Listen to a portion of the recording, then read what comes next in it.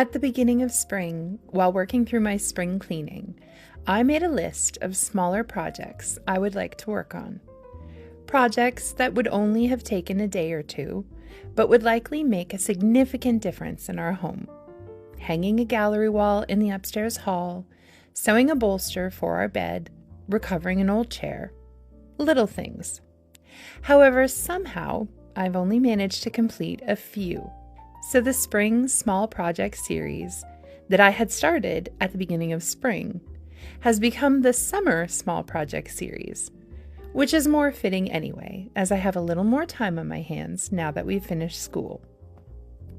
The first project I wanted to tackle was actually one of the largest, our back hallway upstairs.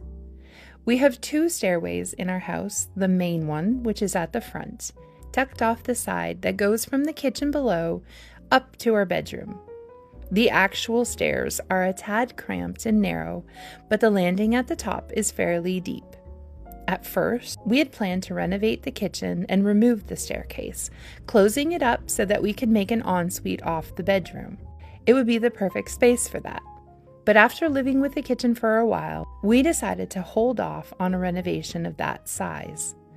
We don't have a usable attic or basement, so naturally, things have just migrated there. And there they sat. Earlier this year, I discovered Pretty in the Pines, and I loved how she had created this space in a room in her home for her to just be creative.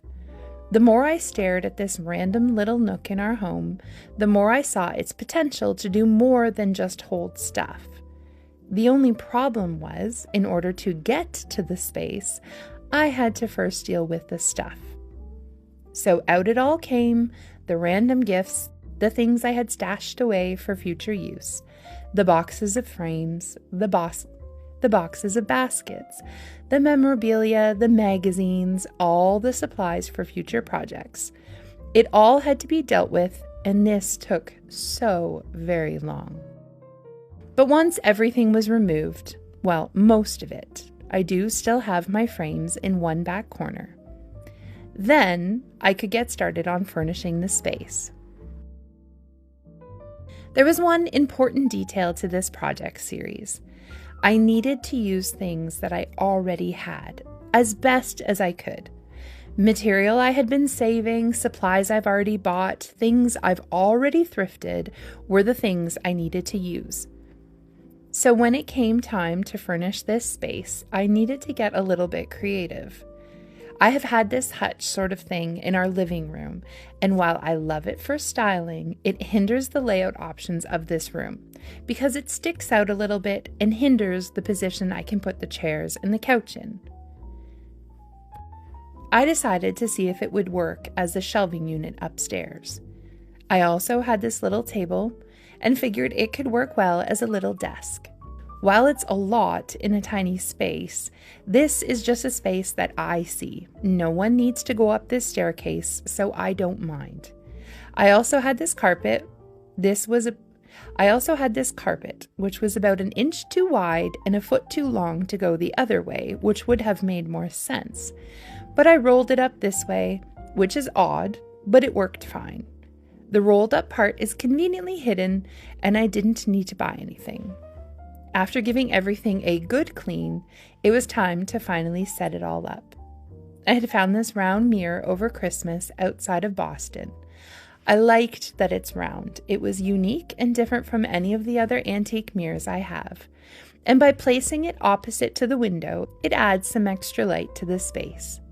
The shelving unit holds all of my back issues of magazines, packaging supplies for gifts and things, stationery, household office-y type things, really a lot of different things, and that meant I needed a lot of storage. Luckily, I have quite a collection of thrifted baskets and decorative boxes. I like how it all works together.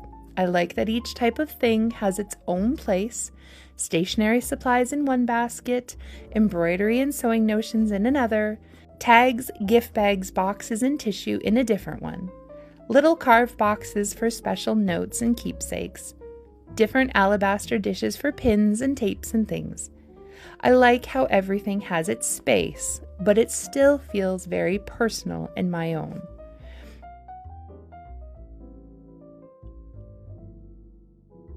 I had originally planned to paint this space, but after weeks of just not finding the time, I gave up and just worked at getting it all put back together. I wasn't ready to tackle the stairs and the parts that I couldn't reach. Also, the leaves outside the window cast a greenish tint on things, and I just wasn't convinced that I loved the paint I had swatched. 1 Corinthians 14 verse 40 says, "Let all things be done decently and in order, and it feels so good to bring order to these things."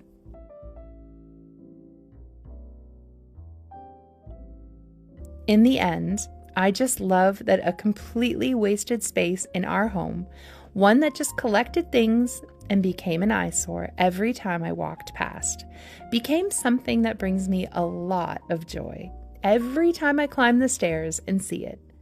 It's functional and useful, but it's also beautiful and full of things that bring me joy.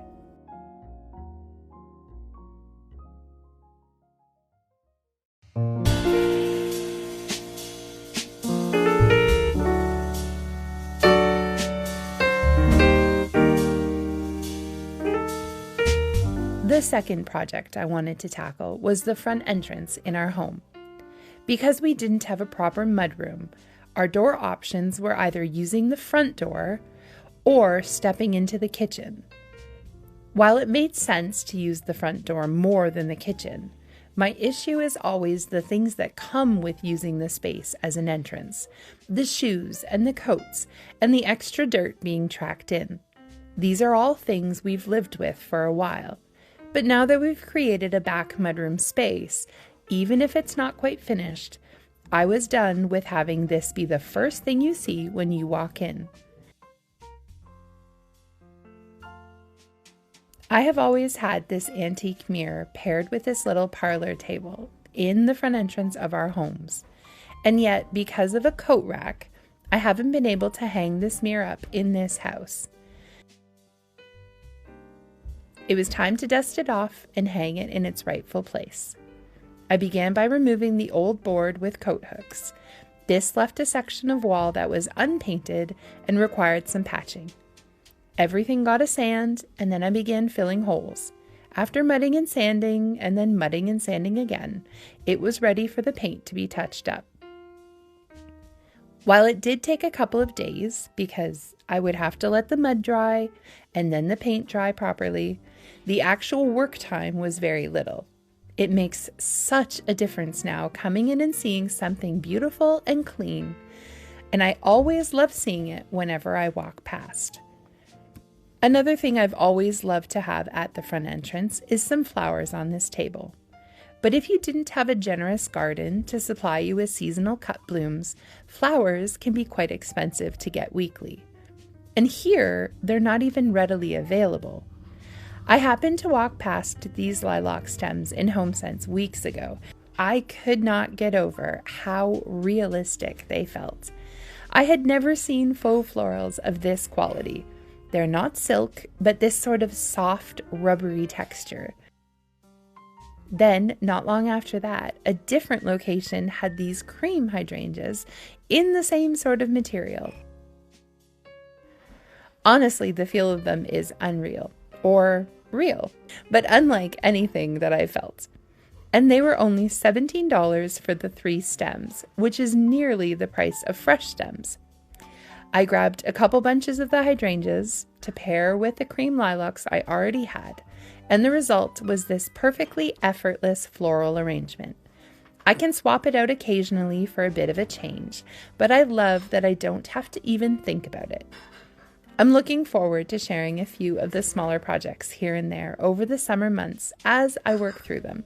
They're small, but they really do make such a difference in the home.